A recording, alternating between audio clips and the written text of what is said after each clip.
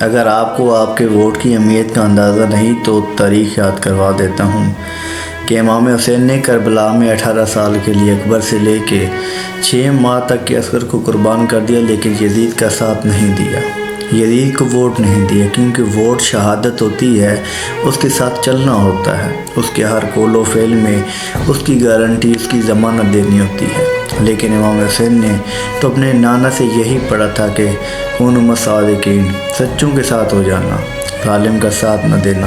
اقبال نے کہا تھا جلال بادشاہی ہو کہ جمہوری تماشا، جدا ہو دین سیاست سے تو رہ جاتی ہے چنگیزی۔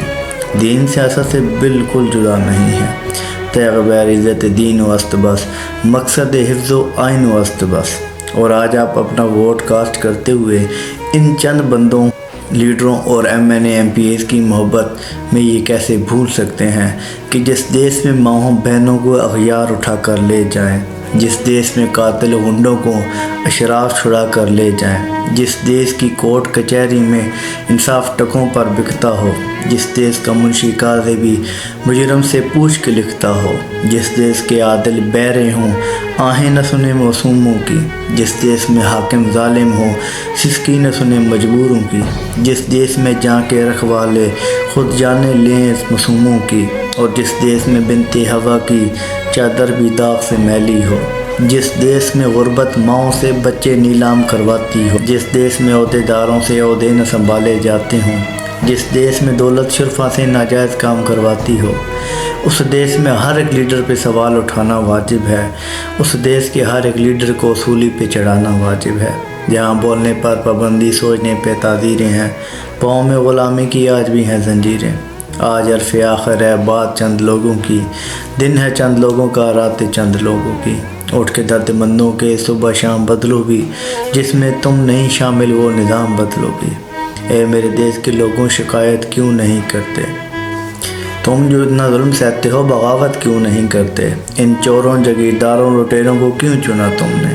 تمہارے اوپر تمہارے جیسے حکومت کیوں نہیں کرتے؟ یہ بھوک، افلاس، تنگ دستی تمہارا ہی مقدر کیوں؟ مقدر کو بدلنے کی جسارت کیوں نہیں کرتے؟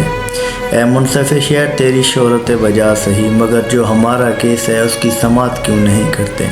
اور اگر یہ سمجھتے ہو کہ میری باتیں مدلل ہیں تو پھر تم میرے موقف کی حمایت کیوں نہیں کرتے؟ اے پاکستانی، تمہارا ووٹ اتنا سستا نہیں کہ صرف ایک بریانی کی پلیٹ پر یا کوئی تمہارے دروازے تک چل کے آئے اور اب میرا ووٹ تمہارا ہوا۔ جنگل دن بدن سکڑ رہا تھا، جنگل کاٹا جا رہا تھا، لیکن سارے درخت کلاڑے کو ووٹ دے رہے تھے۔ کیوں؟ کیونکہ انہیں لگتا تھا کہ کلاڑے کے دستے کا تعلق ان کی برادری سے ہے۔ اگر آپ صرف اپنی برادرزم کی محبت میں ووٹ دے رہے ہیں یا کسی نے آپ کا چھوٹا سا کام کروا دیے تو آپ اس کو ووٹ دے رہے ہیں، کل قیامت کے روز آپ سے پوچھا جائے گا کہ آپ کا MPA MNA جب الیکٹ ہو جائیں، جب قانون میں ترامیم کریں گے، جو بھی قرارداد پاس کریں گے اور میں اور آپ اس میں برابر کے شریک ہوں گے، کل قیامت کے روز ہم سے یہ پوچھا جائے گا۔ اس لیے ووٹ کاسٹ کرتے ہوئے اپنے بچوں کا مستقبل کے بارے میں ضرور سوچیے گا، وہ آٹے کی لان میں لگی ماؤں بہنوں بیٹیوں کے بارے میں ضرور سوچیے گا۔ ووٹ کاسٹ کرنے سے پہلے یہ ضرور سوچیے گا کہ وہ کون تھے جنہوں نے اندر ٹرانسجینڈر جیسے غلیظ بل پاس، وہ کون تھے جنہوں نے ناموس رسالت کے قانون پہ ڈاکہ ڈالا، وہ کون تھے جنہوں نے وطن کی عزت خاک میں ملا کر رکھ دیا۔ خدا کے لیے اپنے وطن کی خاطر، اپنے دین اسلام کی عزت و ناموس کی خاطر حضور اکرم صلی اللہ علیہ وآلہ وسلم کے بتائے ہوئے طریقے کے مطابق اپنا ووٹ ضرور کاسٹ کیجیے گا۔ اور آخر میں یہی کہوں گا، اے خدا میری عرض پاک پر اترے وہ فصل گل جسے کبھی اندیشے زوال نہ ہو۔ اللہ میں ایسے لیڈر عطا کرے جو وطن میں حضور اکرم صلی اللہ علیہ وآلہ وسلم کی عزت اور ناموس پر ہمیں جینا اور مرنا سکھا سکے، اور اس وطن کی ہر بیٹی، بہن اور بچے کا وقار بلند ہو سکے۔ سلام پاکستان۔